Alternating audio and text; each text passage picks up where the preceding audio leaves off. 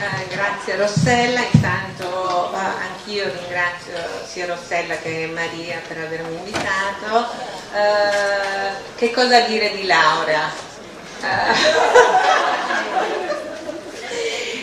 Mi ci vorrebbe direi una settimana. Riassumo brevemente. Laura come docente, grazie per avermi dato tanti stimoli, veramente grazie. Laura come amica, preziosa amica, grazie. Ci spostiamo da Londra, andiamo a Toronto. Mi scuso con il pubblico e con la Rossella, scrivendolo non me ne sono accorta che era in inglese, non me ne sono proprio accorta, parlerò in inglese. Non me ne sono accorta, non c'avevo voglia di autotradurmi.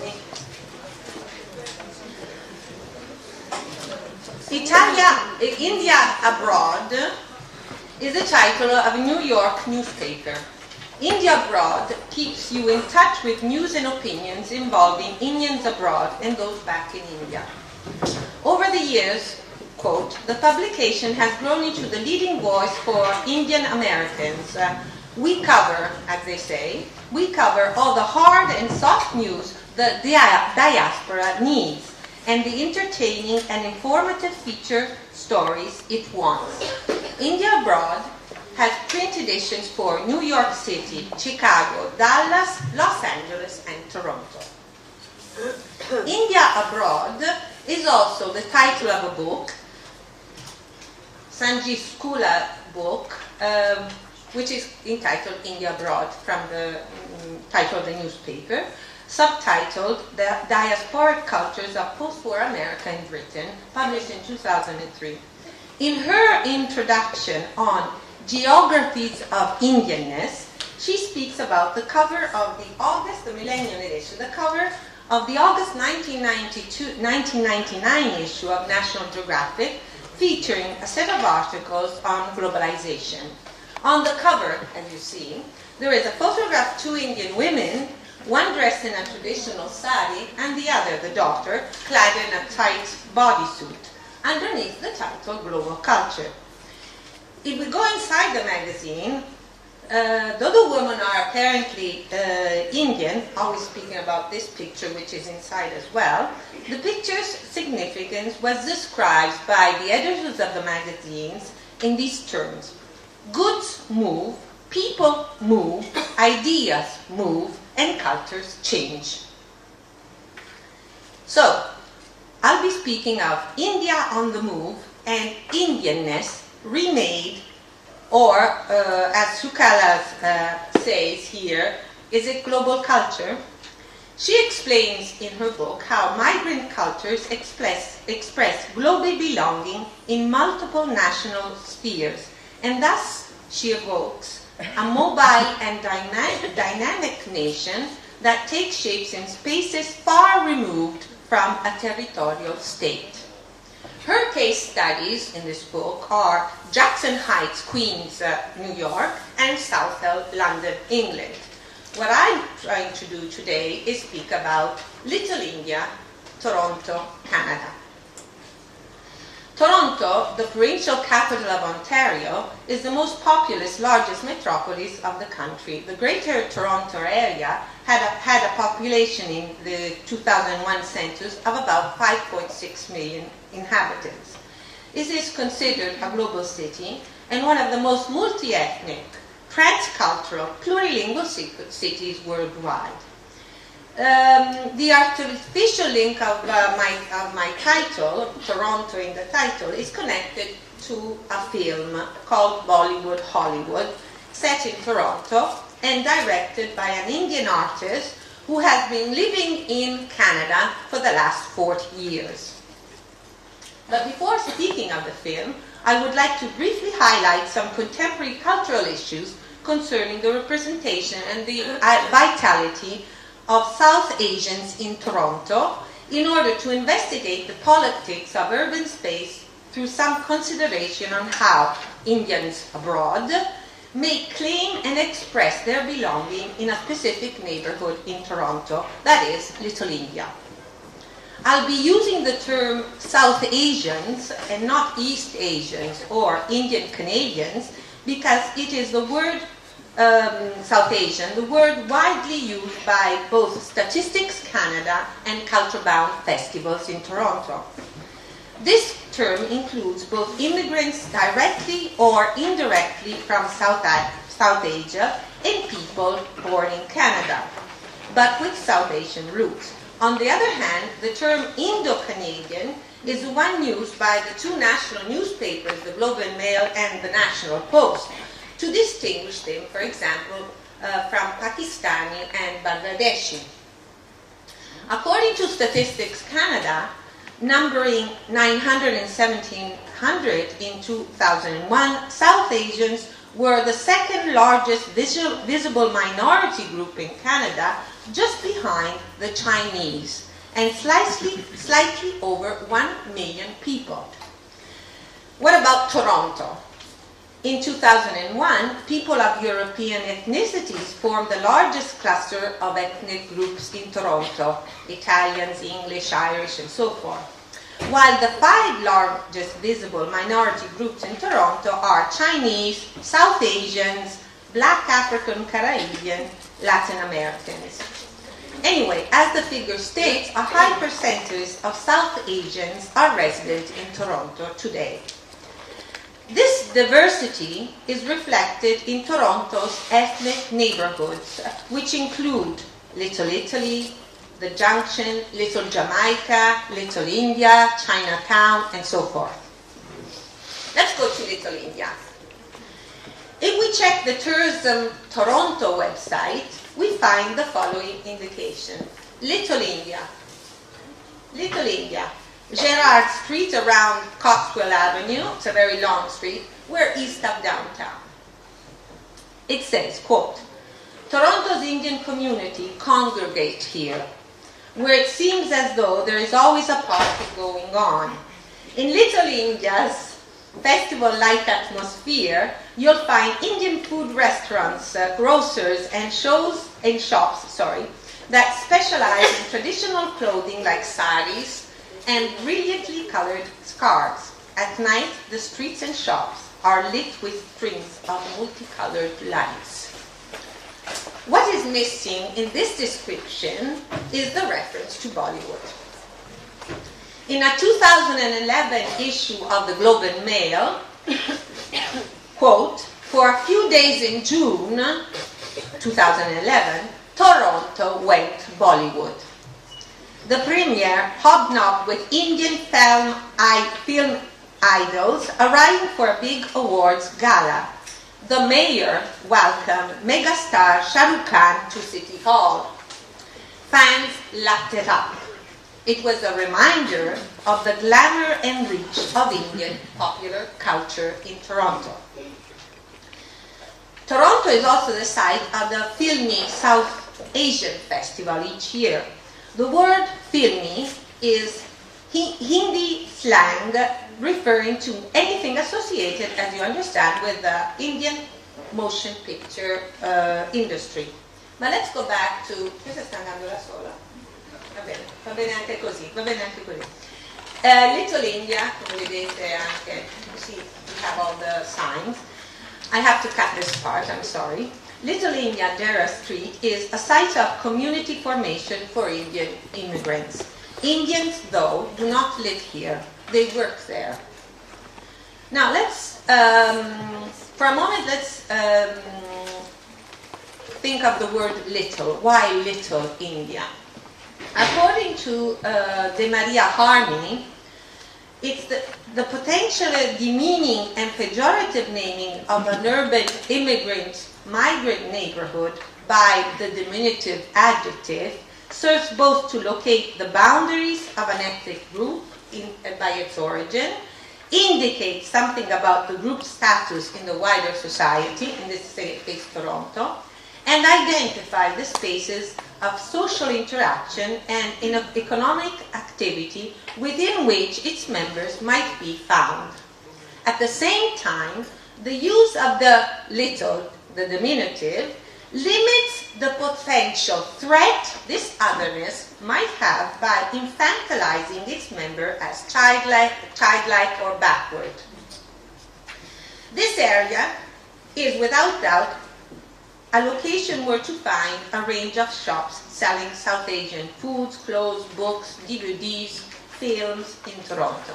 That's where I go each year. So, above all, it is, in the words of Marie Fortier in her Migrant Belongings, Memory, Space, Identity, a communal space of belonging based on the perceived reproduction of traditions, even though, we could add, highly artificial, made in Toronto through a series of negotiations with Indianness. Thus, the 2003 Toronto summer events have been enriched by the Festival of South Asia. It's generally during August, where the sense of belonging is ritualized in a collective event. On a visual level, a basic feature of Gerrard Street East, even during the festival, are the multicolored saris peeping out of the shop windows and in the outdoor stands, and of course, Bollywood music and dancing.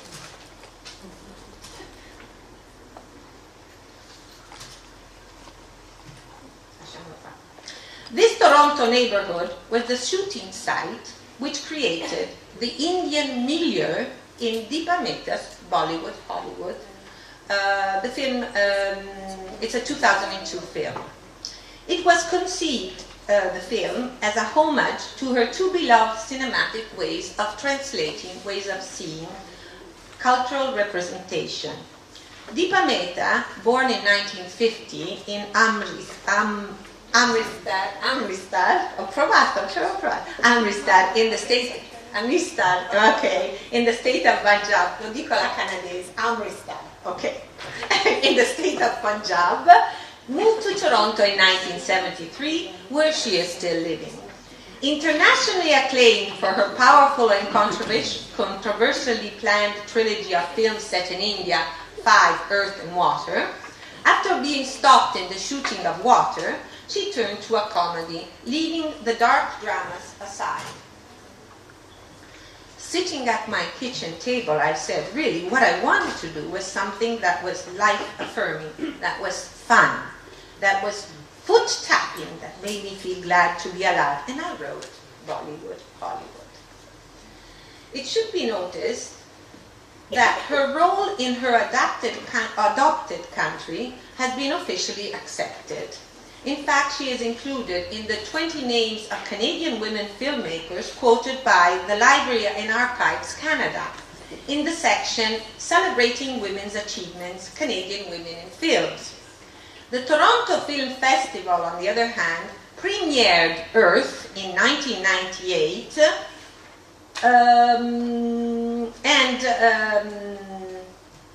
the film, though, was the entry for India.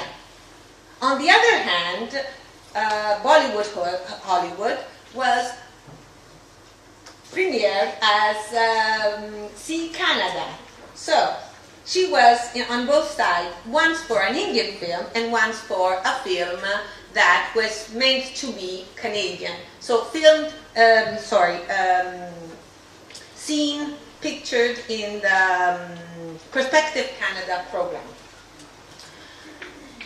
While her trilogy is all set in India, Bollywood, Hollywood is overtly set in the streets of Toronto, with urban landmarks, the CN Tower, towering high in its elegant grey cement shape. Bollywood films tend to move from India to London, New York, Los Angeles, and vice versa. Sometimes it's just another invented place, Scotland, Switzerland, and so on. But very few films feature Toronto as Dina Pathak does in a Bollywood film.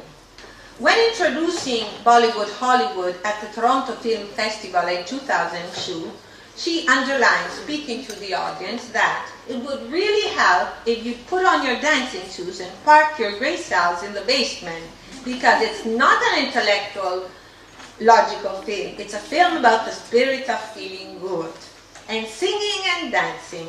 And if you're open to it, it's a window into another culture to see how more than 1 billion people live and survive in the world. A window into another culture, the Indian culture, obviously here, but at the same time, we are speaking about Indianness remixed and remade in Toronto. The missing word in the film. Toronto is not just a background. It is an urban space where Indian migrants and their descendants express aspects of group identity, express aspects of group interest.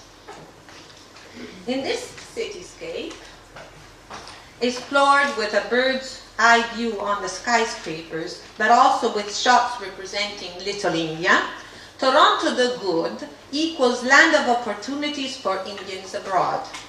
A utopian sphere, which implies at least a double meaning. It's the land of opportunities, but also the land of negotiation and renewal. To enter utopia, one must, as we see in the film, pack up old clothes. It is also the land of dystopia, if you wish, for those who still feed on what? Who still feed on Bollywood dreams. The young male protagonist, the rich Indian Rahul, wonderful actor Rahul Khanna, drives smoothly on the Gardner Expressway in the direction, here's a picture, he's going, the first scene when we see him, he's going towards, in the direction of the CN Tower, which signals in the film material success. It is the highest standing tower.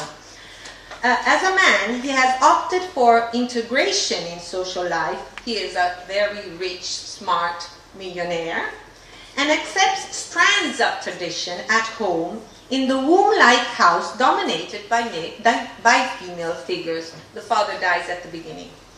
By his mother, who wants him to marry a nice girl of Indian descent, and by the paternal grandmother.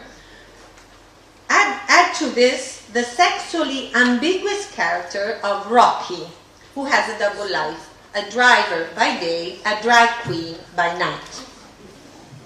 The male characters, his younger brother included, dive in a bundle of contradictions, waver between cultural traditions. On the other hand, Sunita, the female protagonist, has totally rejected her Indianness in reaction to her nostalgic and not successful Sikh father by becoming an escort, a call girl. As she states when she approaches Rahul in a club, I can be everyone you want me to be. It is evident that the prejudices of an Indian man towards Indian women are embedded in Rahul, who is, in this case, not dissimilar from his father. The money transaction includes that Sue gets redressed and fakes that she is an Indian woman. And these are the scenes in Little India. She must act as a proper Indian woman. The next scene, we're not going to see. We find Sue, Rahul, and Rocky in a restaurant. And here we have a list of things a proper, nice Indian girl should do and should not do. What happens during this pre-marriage party? Sue is wearing a sari and is moving among the guests as a proper Indian girl. At a certain point, to Rahul's amazement, so she is acting, she is faking that she is an Indian girl, she's wearing a sari. This is not enough. It's not enough just to get dressed to wear a sari. To Rahul's amazement, she starts singing in Hindi and dancing to a Bollywood rhythm. calling the crowd at the party to dance with her. Mi spiace non possiamo vedere. No more proof is needed. She is indeed an Indian, or better, a modern Indian woman thriving in transnational Toronto. Rahul is furious. Stereotypes and misunderstandings are the fuel of humor in comedies. So is exaggerations of feelings, especially in Bollywood films. In diametrical contrast with the exaltation of family values. The white captions or running commentaries which guide the audience through the storyline enhance the comic effect. Besides, Dina Pathak makes intertextuality a subtle tool to convey humor. Quotations, qui abbiamo la Shakespeareana, quotations from Shakespeare abound everywhere. But the point is, these quotations are by Rahul's grandmother, famous actor and theater director Dina Pathak. So she is impressive, really. And then at a certain point, she quotes, "This is the winter of my discontent," and then, or "The world is a stage," in white sari. So quotations from Hamlet, Macbeth, King Lear, Richard III. On the other hand, just think of the fact that Rahul's father dies at the beginning of the film. The father's ghost appears, telling him that Indianness is Indianness. Or Rahul has to proposes on a balcony as if he were a new Romeo. Meanwhile, though, TV sets, small and large, magically and insistently broadcast films. At the beginning, we have some scraps from Hollywood movies, but then Bollywood is on screen all the time. Bollywood films are always there, always present, a reminder and a proof of a fake yet illusionary world. As it is indeed for Sue's father, who dreams Bollywood dreams. At a certain point, while quoting and singing from Bollywood films, he'll cry out, "I love my India." Swinging between two loves, Bollywood and Hollywood, between two schools of musicals, between the East and the West, between English and Hindi, tradition and integration, casting Canadian actors and famous Bollywood stars, Dina Pathak, as well as her female protagonist, re-territorializes her cultural identity, making her characters perform the old inside the new, without cancelling memory, yet laying nostalgia to rest. Indianness can be reacted in the urban Canadian cityscape. As the Indian ladies at the pre-wedding party state around the table, Indian and Indians are definitely different. The director insists that the film, in this film, her interpretation of song and dance is different from what happens in Bollywood films. Song and dance have also a different function. In Dina Pathak's film, she uses them strategically to move the story ahead, while showing a glimpse of the extravaganza and liveliness of a Bollywood film, as well as her personal homage to a genre she grew up with. Anyhow, song and dance are here performed not in India or in Britain. I'm thinking, for example, of the big hit in London, Bombay Dreams. But in a film in which the Toronto urban landscape is appropriated and remade inside an Indian lavishly furnished house, outside in a private garden, in the streets of Little India, Gerrard Street East, on a terrace reaching out to the CN Tower.